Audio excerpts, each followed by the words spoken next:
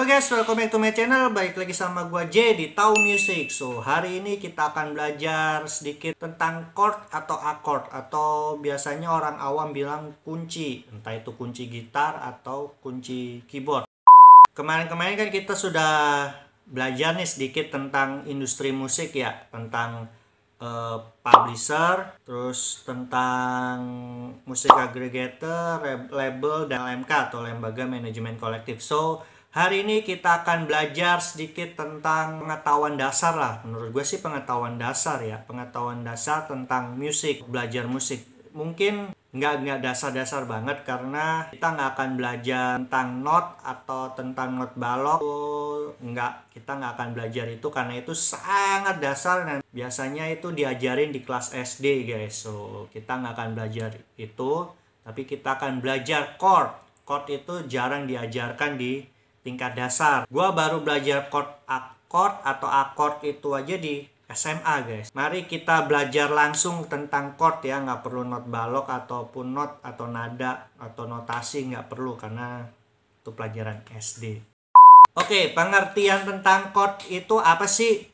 Pengertiannya itu adalah simpelnya ya, kumpulan 3 nada atau lebih yang dimainkan secara bersamaan yang terdengar seperti harmonis. Nah, akord ini bisa dimainkan secara terputus atau bersamaan. Lalu sejarahnya itu musik mengenal notasi pada tahun 590 setelah Masehi ya, bukan sebelum Masehi. Kalau sebelum Masehi ya mungkin musiknya nggak sekeren sekarang yang ngerti not balok. Ditemukan oleh Paus Agung Gregory. Jadi pada awal tahun 590-an itu disebut notasi Gregorian guys. Lalu disempurnakan di tahun 950, kenal sebagai dengan notasi balok. Nah, pada tahun 1725 orang-orang mengenal namanya akord. Do, re, mi, fa, sol, la, si, do itu notasi not baloknya.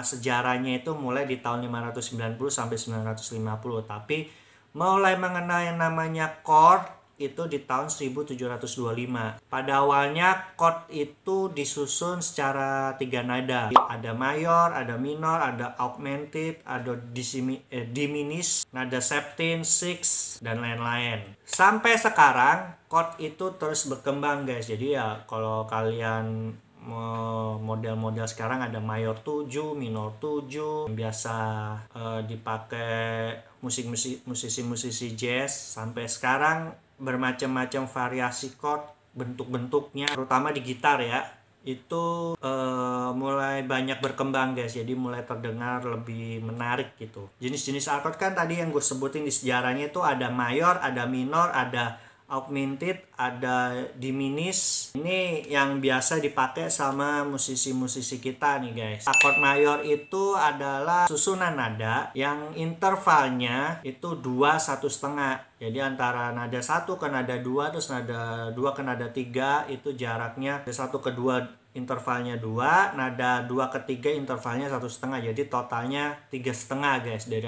nada pertama sampai nada ketiga. Contohnya kayak nada C. Chord C itu mulai dari nada C. Nah, nada C intervalnya untuk menjadi 2 itu kemana? Ke E. Kenapa ke E? Karena ke C ke D itu intervalnya 1. Nah, dari D ke E itu intervalnya 1, jadi 2. Terus nada ketiganya itu apa? Nada ketiganya itu G. Nah, dari jarak D ke G itu 1/2 guys. Hitungannya dari mana? Dari E ke F itu setengah, dari F ke G itu 1. Kok bisa tahu ininya kok intervalnya bisa ada 1, ada 2? Nah, balik lagi ke pengetahuan dasar guys. Jadi kalau kalian masih simpen buku SD tentang notasi, coba dibuka lagi tentang notasi. Itu kan notasi ada do, re, mi, fa, sol, la, si, do. Lalu jarak intervalnya ada 1, 1/2, 1, 1, 1/2. Nah, intervalnya kan seperti itu ya. Nah, itu hitungannya seperti itu juga. Tapi ini kan akord. Nah, akord itu juga sama, jadi tinggal diganti aja. Nada do itu diganti C. Jadi C, D, E, F, G, A, B. Ada minor. Akord minor itu intervalnya itu kebalikannya dari mayor guys. Kalau mayor kan 2 1/2. Nah, kalau minor itu kebalikannya 1/2 2. Misalnya kita mulai dari nada C. C ke E itu harus 1/2. Gimana cara biar 1/2? E-nya itu diturunkan setengah. E dikasih tanda penurunan notasi menjadi S. Bukan es jeruk atau ST ya, tapi ES atau biasa disebut E-mol. Tanda mol untuk menurunkan setengah nada. Itu jadi C ke S itu 1/2. Kan C ke D 1, D ke S setengah jadi 1/2. Dari S ke G itu nggak perlu diturunkan, nggak perlu dinaikkan ataupun diturunkan. Ya udah, itu karena jumlahnya udah 2. S ke F itu 1, F ke G 1. Lalu berikutnya itu ada chord augmented. Chord augmented itu intervalnya 2-2 guys. Contohnya C ya, C augmented atau biasa disebut C plus. Kalau di kalian kamus keyboard, chord keyboard atau chord gitar, itu C plus bilangnya, C augmented atau C plus. Perhitungan intervalnya gimana? Misal dari nada C, kita ambil nada C aja ya biar gampang. C ke E itu udah 2, seperti kayak mayor kan, nada mayor. Jadi nggak perlu ada yang dirubah dari nada chord C ke E. Nah dari E ke G gimana? E ke G kan 1/2, berarti harus ada yang ditambahkan dengan simbol crash atau menaikkan setengah nada. Nah yang dinaikkan yang apa? Yang dinaikkan adalah kunci G-nya guys. Jadi GIS.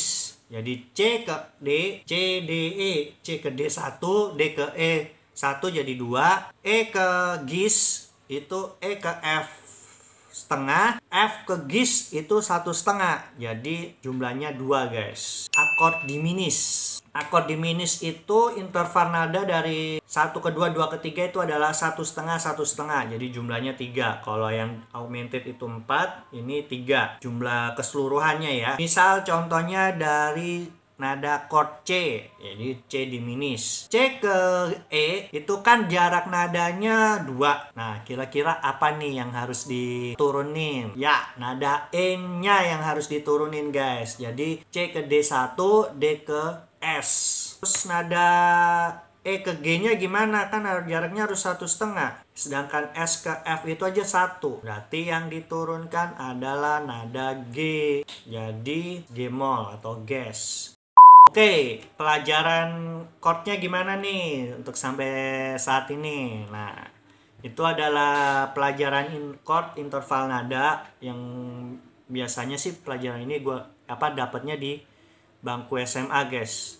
Mungkin ada beberapa yang udah dapat di SMP, tapi ini lebih ke condong ke SMA. Jadi kan banyak kan dari kita nih ya, apalagi terutama pemain-pemain gitar atau pemain keyboard yang belajar otodidak, nggak begitu ini ya mengerti kok ada chord bilangnya kunci emang emang tepung kunci enggak. Jadi biasakan untuk kalian berbicara chord bukan kunci. Jadi kalau ngomong sama musisi atau pemain musisi yang udah pro, biasakan bicara chord ya, jangan bicara kunci. Mungkin ya mereka sih ngerti kunci, tapi sesama musisi bicaralah dengan bahasa musik gitu menurut gue. Baiknya seperti itu, tapi ya balik lagi seperti ke kalian nyamannya bagaimana. Kalau kalian yang bisa main gitar atau bisa main keyboard cuma tahu chord dan chord yang otodidak ya, ini pengetahuan dasarnya tentang akord guys. Biasanya chord ini dipakai kalau untuk vokal ya, itu dipakai untuk menentukan suara 1, 2, dan 3 guys. Oke, sampai di sini aja pengetahuan musik tentang chordnya. Minggu depan kita akan belajar tentang chord family. Itu gimana chord C itu bermain di chord apa aja, chord D bermain di chord apa aja. Itu kita akan belajar minggu depan. Oke, kalau kalian suka dengan video hari ini tentang pengetahuan akord, bisa subscribe dan like ya. Kalau ada saran-saran atau ada yang mau ditanyakan bisa tulis di kolom komen. Oke, see you di next video dan gue pamit. Bye.